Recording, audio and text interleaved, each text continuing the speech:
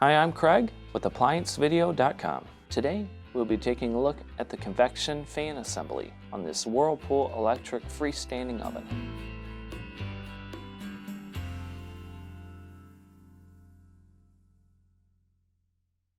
Stop. Before beginning any repair, always be sure to disconnect the power to the appliance.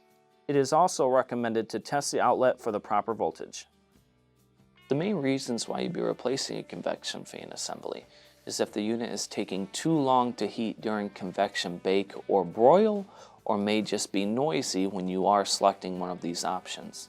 Now, click on the link below to view this repair video.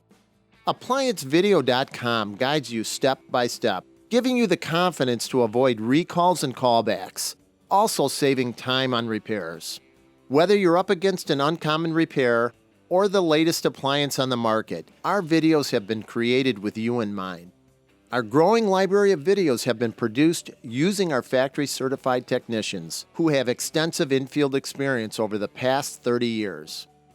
ApplianceVideo.com provides high-quality repair videos that anyone can follow, regardless of their skill level. We are here to help. Click on the link below to view this repair video and let us help you do it right the first time.